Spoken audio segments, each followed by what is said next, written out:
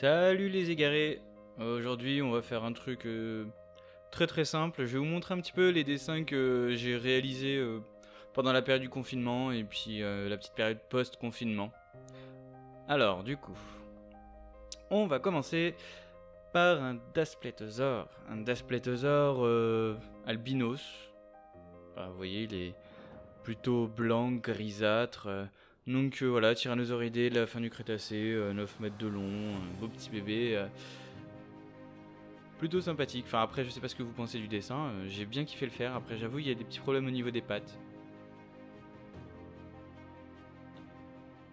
Donc du coup, dessin suivant. Alors là, on se retrouve toujours avec du Dasplétosaure, donc j'en ai deux, l'albinos et un qui est plutôt marron, qui s'attaque à un Carnotaurus. Alors pourquoi il s'attaquerait à un Carnotaurus? Ben écoutez, c'est dans les histoires que j'écris, ça se passe. Un mâle et une femelle de Splétosaurus qui vont s'en prendre à un Carnotaurus, celui qui s'appelle Monstro, je sais pas, j'ai dû en parler dans ma chaîne déjà.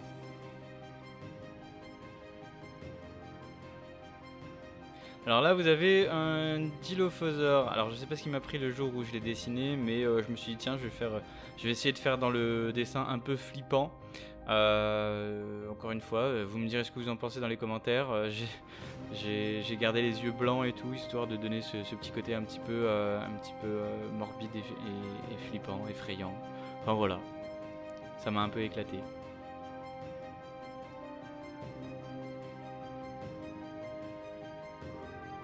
Alors ici nous avons le fameux Arco-Venator.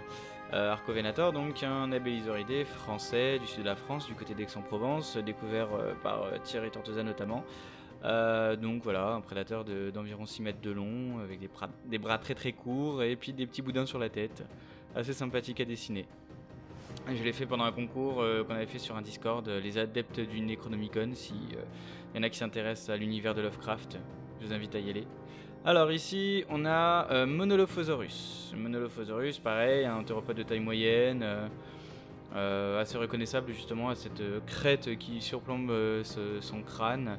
Je l'ai fait un peu en mode ouais, véloce, un peu en mode en train de courir et tout. Je suis pas bien sûr des proportions de les avoir respectées correctement, mais j'aime bien l'allure que j'ai donnée au dessin. Je sais pas, pareil, dites-moi ce que vous en pensez.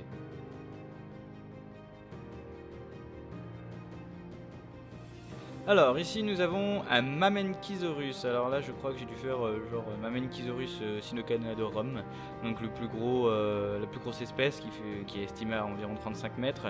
Donc j'ai essayé de donner une perspective en partant de la tête tout en hauteur et puis en essayant de respecter un petit peu les proportions au niveau du corps un peu plus bas.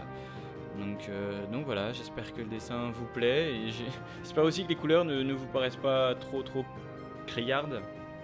Mais encore une fois, ouais, je me suis amusé à le faire celui-là.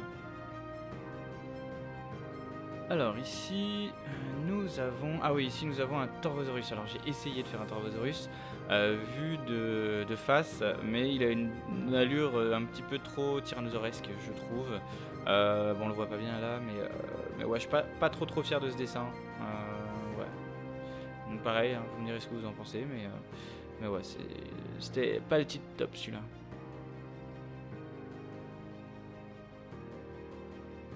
Alors ici, on va avoir Europasaurus. Europasaurus, donc un petit sauropode allemand de 6 mètres, voilà, un brachiosauridé qui ressemble à un bébé.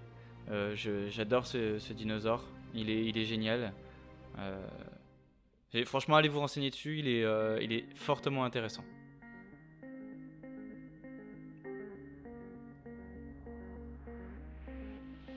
Alors ici on a Ankylosaurus et Cryolophosaurus. Pareil, je me suis installé une fois et je me suis dit tiens je vais faire des esquisses et puis c'est ces deux là qui sont arrivés. Donc bon, Ankylosaurus, le plus gros des ankylosaures retrouvés jusqu'à maintenant, environ 9 mètres de long. Cryolophosaurus, un théropode de l'Antarctique, pareil, environ 6 mètres de long, un truc comme ça. Deux animaux très intéressants à dessiner en tout cas. Alors ici, c'est pas du dinosaure, ça c'est mon meilleur ami qui est venu chez moi il y a pas très longtemps et qui s'est amusé à me dessiner un bateau qui passe sous un pont avec un coucher de soleil au loin, enfin voilà. Donc j'espère que vous apprécierez l'effet de perspective qu'il a voulu donner, et puis ces superbes falaises qui sont géniales. Enfin voilà, merci à lui.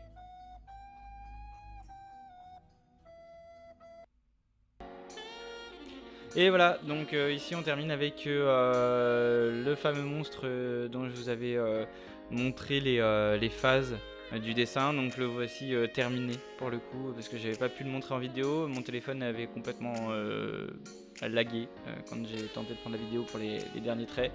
Donc le voici, j'espère que vous l'appréciez. Voilà.